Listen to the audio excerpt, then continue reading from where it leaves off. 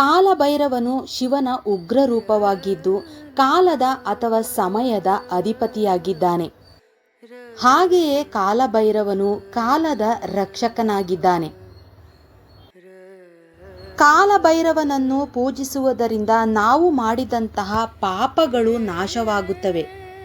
ಶತ್ರು ಭಯವನ್ನು ದೂರ ಮಾಡುವವನು ಕಾಲಭೈರವ. ಜೀವನದ ಅಡೆತಡೆಗಳನ್ನು ನಿವಾರಿಸುವವನು ಕಾಲಭೈರವ. ಈ ಕ್ಷೇತ್ರದ ಕ್ಷೇತ್ರಪಾಲಕನಾಗಿ ಹಾಗೆ ರಕ್ಷಕನಾಗಿ ಪೂಜಿಸಲ್ಪಡುವ ಕಾಲಭೈರವ ಭಕ್ತರಿಗೆ ಮುಕ್ತಿ ಹಾಗೂ ಸಮೃದ್ಧಿಯನ್ನು ಕರುಣಿಸುತ್ತಾನೆ. ನಮಸ್ಕಾರ ಸ್ನೇಹಿತರೆ, ನಾನು ನಂದಿನಿ. ನಮ್ಮ ಕಿರುಪರಿಚಯ ಚಾನಲ್ಗೆ ಸ್ವಾಗತ. ಕಳೆದ ವಿಡಿಯೋದಲ್ಲಿ ಆದಿಚುಂಚನಗಿರಿಯ ಇತಿಹಾಸವೇನು, ಸಾಕ್ಷಾತ್ ಪರಶಿವನೇ ನೆಲೆಸಿದಂತಹ ಈ ಜಾಗ, ಹಾಗೆ ಪರಶಿವನು ಕೂತು ತಪಸ್ಸು ಮಾಡಿದಂತಹ ಜಾಗ ಯಾವುದು, ಅದನ್ನು ಏನಂತ ಕರೀತಾರೆ, ಹಾಗೆ ಇಲ್ಲಿನ ವಿಶೇಷತೆ ಏನು, ಎಷ್ಟು ವರ್ಷಗಳ ಇತಿಹಾಸವಿದೆ ಅಂತ ಪ್ರತಿಯೊಂದನ್ನು ನೋಡಿದ್ದು ಸ್ನೇಹಿತರೆ. ಇವತ್ತಿನ ನಮ್ಮ ವಿಡಿಯೋದಲ್ಲಿ ಕಾಲಭೈರವೇಶ್ವರನ ಮಹತ್ವವನ್ನು ತಿಳಿದುಕೊಳ್ಳೋಣ. ಹಾಗೆ ಭಾನುವಾರದ ಪೂಜೆ ಎಷ್ಟು ವಿಶೇಷವಾಗಿರ್ತದೆ, ಬಂದ ಭಕ್ತಾದಿಗಳು ನಾವು ಹೇಗೆ ಆ ಪೂಜೆಯಲ್ಲಿ ಭಾಗವಹಿಸಬಹುದು ಅಂತ ಪ್ರತಿಯೊಂದನ್ನು ನಾವು ತಿಳ್ಕೊಳ್ತಾ ಹೋಗೋಣ. ಹಾಗೆ ಇತ್ತೀಚಿನ ದಿನಗಳಲ್ಲಿ ಕಾಲಭೈರವೇಶ್ವರ ದೇವಸ್ಥಾನವನ್ನು ಅದು ನಿರ್ಮಿಸಿದ್ದು, ಅದರ ಇತಿಹಾಸವನ್ನು ಮತ್ತು ಆ ದೇವಸ್ಥಾನದ ವಿಶೇಷತೆಯನ್ನು ನಾವು ತಿಳ್ಕೊಳ್ಳೋಣ.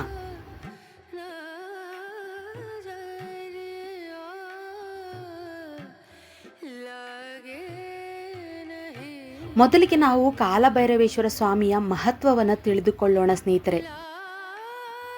ಕಾಲಭೈರವನು ಶಿವನ ಉಗ್ರ ರೂಪವಾಗಿದ್ದು ಕಾಲದ ಅಧಿಪತಿಯಾಗಿಯೂ ಹಾಗೆ ಕಾಲದ ರಕ್ಷಕನಾಗಿದ್ದಾನೆ. ಈ ಕ್ಷೇತ್ರದ ಕ್ಷೇತ್ರಪಾಲಕನಾಗಿ ಹಾಗೆ ರಕ್ಷಕನಾಗಿ ಪೂಜಿಸಲ್ಪಡುವ ಕಾಲಭೈರವ ಭಕ್ತರಿಗೆ ಮುಕ್ತಿ ಮತ್ತು ಸಮೃದ್ಧಿಯನ್ನು ಕರುಣಿಸುತ್ತಾನೆ. ಕಾಲಭೈರವನನ್ನು ನಾವು ಪೂಜಿಸುವುದರಿಂದ ಅಪಾರವಾದ ಪುಣ್ಯ ಲಭಿಸುತ್ತದೆ ಸ್ನೇಹಿತರೆ. ಕಾಲಭೈರವೇಶ್ವರ ಸ್ವಾಮಿ ಸಮಯ ಮತ್ತು ಮರಣದ ಅಧಿಪತಿ. ಕಾಲ ಎಂದರೆ ಸಮಯ, ಭೈರವ ಎಂದರೆ ಶಿವನ ಭಯಂಕರವಾದ ರೂಪ. ಕಾಲಭೈರವನು ಸಮಯವನ್ನು ನಿಯಂತ್ರಿಸುತ್ತಾನೆ, ಮೃತ್ಯುವಿನ ಭಯವನ್ನು ಹೋಗಲಾಡಿಸುತ್ತಾನೆ. ಕಾಲಭೈರವನು ಈ ಕ್ಷೇತ್ರದ ಅಂದರೆ ಆದಿಚುಂಚನಗಿರಿ ಕ್ಷೇತ್ರದ ಕ್ಷೇತ್ರಪಾಲಕನಾಗಿ ಅಥವಾ ರಕ್ಷಕನಾಗಿದ್ದು ನಮ್ಮ ಪಾಪಗಳನ್ನೆಲ್ಲ ತೊಳೆಯುತ್ತಾನೆ. ಕಾಲಭೈರವೇಶ್ವರನನ್ನು ನಾವು ಪೂಜಿಸುವುದರಿಂದ ನಕಾರಾತ್ಮಕ ಶಕ್ತಿಗಳು ಹಾಗೆ ಶತ್ರುಗಳ ಕಾಟ ಮತ್ತು ಭಯದಿಂದ ನಮಗೆ ರಕ್ಷಣೆ ದೊರೆಯುತ್ತದೆ. ಕಾಲಭೈರವೇಶ್ವರ ಸ್ವಾಮಿ ಕಲಿಯುಗದಲ್ಲಿ ಜಾಗೃತ ದೇವತೆಯಾಗಿ ಭಕ್ತರನ್ನ ರಕ್ಷಿಸುತ್ತಾನೆ. ಯಾರು ಹತಾಶೆಯಿಂದ ಹಾಗೆ ಅಸಹಾಯಕ ಪರಿಸ್ಥಿತಿಯಲ್ಲಿ ಇರ್ತಾರೋ ಅಂಥವರು ಭೈರವನ ಆರಾಧನೆಯನ್ನ ಮಾಡುವುದರಿಂದ ನಮಗೆ ಪರಿಹಾರ ಸಿಗುತ್ತದೆ ಸ್ನೇಹಿತರೆ. ಒಟ್ಟಾರೆ ಕಾಲಭೈರವನನ್ನು ನಾವು ಪೂಜಿಸುವುದರಿಂದ ಮನುಷ್ಯನ ಜೀವನದ ತೊಂದರೆಗಳು, ಗ್ರಹದೋಷಗಳು ನಿವಾರಣೆಯಾಗಿ ಆರ್ಥಿಕ ಹಾಗೂ ಆಧ್ಯಾತ್ಮಿಕ ಉನ್ನತಿ ಲಭಿಸುತ್ತದೆ. ಕಾಲಭೈರವನನ್ನು ನಾವು ಪೂಜಿಸುವುದರಿಂದ ನಮಗೆ ಉತ್ತಮವಾದ ಆರೋಗ್ಯ ಹಾಗೆ ಸಮೃದ್ಧಿಯನ್ನು ಧಾರೆ ಎರೆಯುತ್ತಾನೆ ಕಾಲಭೈರವ. ಈ ಕ್ಷೇತ್ರದ ಅಂದರೆ ಆದಿಚುಂಚನಗಿರಿಯ ಕ್ಷೇತ್ರದ ಭೈರವನನ್ನ ಕಾಲಭೈರವ, ಬಾಗಿಲು ಭೈರವ, ಬೆಟ್ಟದ ಭೈರವ, ಗುಡಿಯ ಭೈರವ ಅಂತಲೂ ಕೂಡ ಕರೆಯಲಾಗುತ್ತೆ. ಇಲ್ಲಿ ಕೆಲವರಿಗೆ ಮನೆ ದೈವ, ಕುಲದೈವ ಭೈರವನೇ. ಬೆಟ್ಟದ ಭೈರವನ ಹುಟ್ಟೊಕ್ಕಲು ಅಂತಲೂ ಕೂಡ ಜನರು ತಮ್ಮನ್ನು ಕರೆದುಕೊಳ್ತಾರೆ. ಆದಿಚುಂಚನಗಿರಿಯಲ್ಲಿ ಇರುವಂತಹ ಕಾಲಭೈರವೇಶ್ವರನ ದೇವಸ್ಥಾನ ಇತ್ತೀಚಿನ ದಿನಗಳಲ್ಲಿ ಇದು ನಿರ್ಮಾಣವಾಗಿದ್ದು, ಅಂದರೆ 2008ರಲ್ಲಿ ಈ ದೇವಸ್ಥಾನವನ್ನು ಕಟ್ಟಲಾಗಿತ್ತು. ಈ ದೇವಸ್ಥಾನಕ್ಕೆ 4 ಗೋಪುರಗಳನ್ನು ನಾವು ನೋಡಬಹುದು. ಕಾಲಭೈರವೇಶ್ವರನ ಈ ದೇವಸ್ಥಾನವನ್ನು ದ್ರಾವಿಡ ಶೈಲಿ ಹಾಗೆ ಚೋಳರ ಶೈಲಿಯಲ್ಲಿ ಇದನ್ನು ಕಟ್ಟಲಾಗಿದೆ.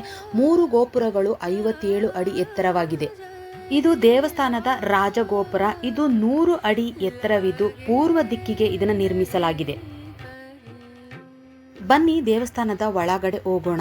ನೋಡಿ ಸ್ನೇಹಿತರೆ, ನೀವು ನೋಡ್ತಾ ಇರುವಂತಹ ಪ್ರತಿಯೊಂದು ಕಂಬದಲ್ಲಿಯೂ ಕೂಡ ಕಾಲಭೈರವನ ಒಂದು ವಿಗ್ರಹಗಳನ್ನು ಕೆತ್ತನೆ ಮಾಡಿದ್ದಾರೆ. ಇದೇ ಥರ ಕಂಬಗಳು ಸುಮಾರು 172 ಕಂಬಗಳನ್ನ ಇಲ್ಲಿ ನೋಡಬಹುದು. ಒಂದೊಂದು ಕಂಬವನ್ನು ಕೆತ್ತನೆ ಮಾಡೋದಕ್ಕೆ 250 ದಿನಗಳನ್ನ ತಗೊಂಡು ಒಂದೊಂದು ಕಂಬದಲ್ಲಿಯೂ ಕೂಡ ಭೈರವನ ವಿಗ್ರಹಗಳನ್ನು ಒಂದು ಕೆತ್ತನೆಯನ್ನು ಮಾಡಲಾಗಿದೆ. ಅದ್ಭುತವಾಗಿದೆ ದೇವಸ್ಥಾನ ನೋಡೋದಕ್ಕೆ.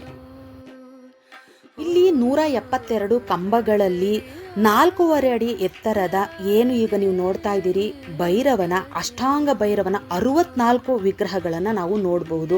ನಿಜಕ್ಕೂ ಅದ್ಭುತವಾದ ಒಂದು ಕೆತ್ತನೆ ಅಂತಲೇ ಹೇಳ್ಬೋದು. ದೇವಸ್ಥಾನದ ಒಳಗಡೆ ಹೋದಂತೆ ಕಾಲಭೈರವೇಶ್ವರನ ದೇವಸ್ಥಾನದ ಹಿಂಭಾಗದಲ್ಲಿ ಇಲ್ಲಿ ನೀವು ಗಣೇಶನನ್ನು ನೋಡ್ತಿರ್ಬೋದು. 7 ಅಡಿ ಎತ್ತರದ ಗಣೇಶನ ವಿಗ್ರಹವನ್ನು ಕೂಡ ನೀವು ನೋಡ್ಬೋದು. ಕಾಲಭೈರವೇಶ್ವರನ ದೇವಸ್ಥಾನದ ಹಿಂಭಾಗದ ಬಲಭಾಗಕ್ಕೆ ಗಣೇಶ, ಹಾಗೆ ಎಡಭಾಗದಲ್ಲಿ ಸುಬ್ರಹ್ಮಣ್ಯ ಸ್ವಾಮಿಯ ವಿಗ್ರಹವನ್ನು ಇಟ್ಟಿದ್ದಾರೆ. ನೀವು ನೋಡ್ತಿರ್ಬೋದು, ಇದು 6 ಅಡಿ ಎತ್ತರದ ಸುಬ್ರಹ್ಮಣ್ಯ ಸ್ವಾಮಿ ದೇವರು. ಕಾಲಭೈರವೇಶ್ವರ ಸ್ವಾಮಿಯ ಗರ್ಭಗುಡಿಯ ಮುಂಭಾಗದಲ್ಲಿ ನೀವು ನೋಡ್ತಾ ಇರ್ಬೋದು 10.5 ಅಡಿ ಎತ್ತರದ ಕೃಷ್ಣಶಿಲೆಯಿಂದ ಮಾಡಿದಂತಹ ಆಕರ್ಷಕ ಅಷ್ಟಭೈರವನ ವಿಗ್ರಹಗಳನ್ನು ನೀವು ಕಾಣಬಹುದು. ಕಾಲಭೈರವೇಶ್ವರನ ಗರ್ಭಗುಡಿಯ ಮುಂಭಾಗದಲ್ಲಿರುವಂತಹ ಈ ಅಷ್ಟಭೈರವನ ವಿಗ್ರಹಗಳನ್ನು ತಮಿಳುನಾಡಿನ ಕಾಂಚೀಪುರಂನಿಂದ ತಂದು ಕಪ್ಪು ಶಿಲೆಗಳಿಂದ ಇಲ್ಲಿ ಕೆತ್ತನೆಯನ್ನು ಮಾಡಲಾಗಿದೆ. ಈ ದೇವಸ್ಥಾನವನ್ನು ಬಾಲಗಂಗಾಧರನಾಥ ಸ್ವಾಮೀಜಿಯವರ 9 ವರ್ಷಗಳ ಪರಿಶ್ರಮದಿಂದ ಈ ದೇವಸ್ಥಾನವನ್ನು ಕಟ್ಟಲಾಯಿತು. ಇಲ್ಲಿ ಈ ದೇವಸ್ಥಾನದಲ್ಲಿ ಭಾನುವಾರ ಹಾಗೆ ಅಮಾವಾಸ್ಯೆ ದಿನಗಳಲ್ಲಿ ವಿಶೇಷವಾದ ಪೂಜೆಯನ್ನು ನೆರವೇರಿಸಲಾಗುತ್ತೆ ಸ್ನೇಹಿತರೆ. ಬೆಳಿಗ್ಗೆ 5:30ಯಿಂದ 2 ಗಂಟೆವರೆಗೂ ತೆರೆಯಲಾಗುತ್ತೆ. ಹಾಗೆ 2 ಗಂಟೆಯಿಂದ 3 ಗಂಟೆಗೆ ಕ್ಲೋಸ್ ಮಾಡಲಾಗುತ್ತೆ. 3 ಗಂಟೆಗೆ ಮತ್ತೆ ಓಪನ್ ಮಾಡಿ ರಾತ್ರಿ 8 ಗಂಟೆವರೆಗೂ ಈ ದೇವಸ್ಥಾನ ತೆರೆದಿರುತ್ತೆ. ಇನ್ನು ಉಳಿದ ದಿನಗಳಲ್ಲಿ 5 ಗಂಟೆಯಿಂದ 12 ಗಂಟೆವರೆಗೂ ತೆರೆಯಲಾಗುತ್ತೆ. 12 ಗಂಟೆಯಿಂದ 2 ಗಂಟೆವರೆಗೂ ಮುಚ್ಚಲಾಗುತ್ತೆ. ಮತ್ತೆ 2 ಗಂಟೆಯಿಂದ ರಾತ್ರಿ 8 ಗಂಟೆವರೆಗೂ ಈ ದೇವಸ್ಥಾನವನ್ನು ತೆರೆಯಲಾಗುತ್ತೆ. ಕಾಲಭೈರವೇಶ್ವರ ಸ್ವಾಮಿಯ ಬಲಭಾಗದಲ್ಲಿ ಮಾಳಮ್ಮ ಅಮ್ಮನವರನ್ನು ನಾವು ನೋಡಬಹುದು. ಹಾಗೆ ಎಡಭಾಗದಲ್ಲಿ ಸ್ತಂಭಾಂಬಿಕಾ ಅಮ್ಮನವರನ್ನು ನಾವು ನೋಡಬಹುದು. ಚುಂಚನಗಿರಿ ಕ್ಷೇತ್ರದಲ್ಲಿ ತಾಯಿ ಪಾರ್ವತಿ ದೇವಿ ಕಂಬದಮ್ಮನಾಗಿ ಅಥವಾ ಸ್ತಂಭಾಂಬಿಕೆಯಾಗಿ ಈ ಜಾಗದಲ್ಲಿ ನೆಲೆಸಿದ್ದಾರೆ. ಬಂದಂಥ ಭಕ್ತಾದಿಗಳ ಕಷ್ಟಗಳನ್ನು ತೀರಿಸಲಂತಲೇ ಕಂಬದಮ್ಮನಾಗಿ ಈ ಜಾಗದಲ್ಲಿ ನೆಲೆಸಿದ್ದಾರೆ. ನಮ್ಮ ಭಾರತದಲ್ಲಿ ಕಾಲಭೈರವೇಶ್ವರ ದೇವಸ್ಥಾನಗಳನ್ನು ಹೆಚ್ಚಾಗಿ ನಾವು ಕಾಣಬಹುದು. ಅದರಲ್ಲೂ ಕಾಶಿ, ವಾರಣಾಸಿ, ಉಜ್ಜಯಿನಿ, ತಮಿಳುನಾಡಿನಲ್ಲಿ ಯಥೇಚ್ಛವಾಗಿ ಕಾಲಭೈರವೇಶ್ವರ ದೇವಸ್ಥಾನವನ್ನು ನಾವು ನೋಡ್ಬೋದು. ನಮ್ಮ ಕರ್ನಾಟಕದಲ್ಲಿ ಅತಿ ಹೆಚ್ಚು ಭಕ್ತರನ್ನು ಒಳಗೊಂಡಿರುವಂತಹ ಕಾಲಭೈರವೇಶ್ವರ ದೇವಸ್ಥಾನ ಅಂದರೆ ಅದು ಆದಿಚುಂಚನಗಿರಿ. ಕಾಲಭೈರವೇಶ್ವರನನ್ನು ಅತಿ ಶಕ್ತಿಶಾಲಿ ದೇವನಾಗಿ ಪರಿಗಣಿಸಲಾಗುತ್ತೆ ಸ್ನೇಹಿತರೆ. ಕಾಲಭೈರವೇಶ್ವರನನ್ನು ನಾವು ಪೂಜಿಸುವುದರಿಂದ ನಮ್ಮ ಕಷ್ಟಗಳು ನಿವಾರಣೆಯಾಗುತ್ತವೆ, ಹಾಗೆ ದುಷ್ಟಶಕ್ತಿಗಳಿಂದ ದೂರವಾಗುತ್ತವೆ ಎಂಬ ನಂಬಿಕೆ ಇದೆ.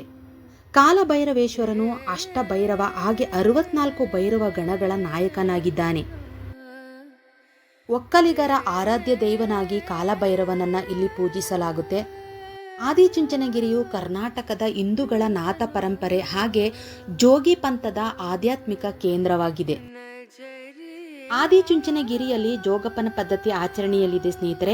ಜೋಗಪ್ಪನ ಪದ್ಧತಿ ಯಾವ ರೀತಿಯಾಗಿ ಆಚರಣೆಯಲ್ಲಿದೆ, ಯಾವ ರೀತಿಯಾಗಿ ಇಲ್ಲಿ ಜೋಗಪ್ಪನ ಪದ್ಧತಿನ ಅನುಸರಣೆ ಮಾಡಲಾಗುತ್ತೆ ಅಂತ ನಾನು ಕಳೆದ ವರ್ಷ ವಿಡಿಯೋನ ಮಾಡಾಕಿದ್ದೀನಿ. ನೀವು ಆ ವಿಡಿಯೋ ಕೂಡ ನೋಡ್ಬೋದು. ಆದಿಚುಂಚನಗಿರಿಗೆ ನೀವು ಬಂದರೆ ಇಲ್ಲೇ ಪಕ್ಕದಲ್ಲಿರುವಂತಹ ಯಡಿಯೂರು ಸಿದ್ಧಲಿಂಗೇಶ್ವರ, ಮೇಲ್ಕೋಟೆ ಚಲುವರಾಯ ಸ್ವಾಮಿ ಹಾಗೆ ಶ್ರವಣಬೆಳಗೊಳದ ಗೊಮಟೇಶ್ವರನು ಕೂಡ ನೀವು ನೋಡಬಹುದು. ಇಲ್ಲಿ ಕಾರ್ತಿಕ ಮಾಸ, ಶಿವರಾತ್ರಿ, ಗುರುಪೂರ್ಣಿಮೆ ಹಾಗೆ ನವರಾತ್ರಿ, ಸಂಕ್ರಾಂತಿಯ ದಿನಗಳಲ್ಲಿ ವಿಶೇಷವಾದ ಪೂಜೆಯನ್ನು ಕಾಲಭೈರವನಿಗೆ ನೆರವೇರಿಸಲಾಗುತ್ತೆ.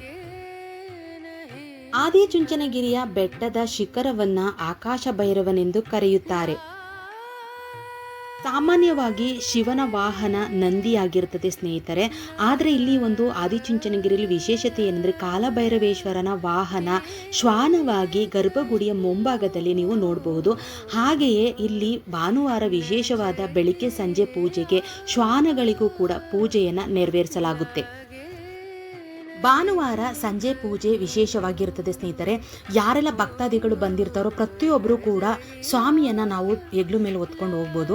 ಇಂಥವರಂತ ಏನು ಪರ್ಟಿಕ್ಯುಲರ್ ಆಗಿ ಏನೂ ಇರೋದಿಲ್ಲ. ಯಾರು ಬೇಕಾದ್ರೂ ಬಂದ ಭಕ್ತಾದಿಗಳು ಯಾರಾದರೂ ಸರಿ ದೇವರನ್ನು ಹೊತ್ಕೊಂಡು ಮೆರವಣಿಗೆಯನ್ನು ಮಾಡ್ಬೋದು.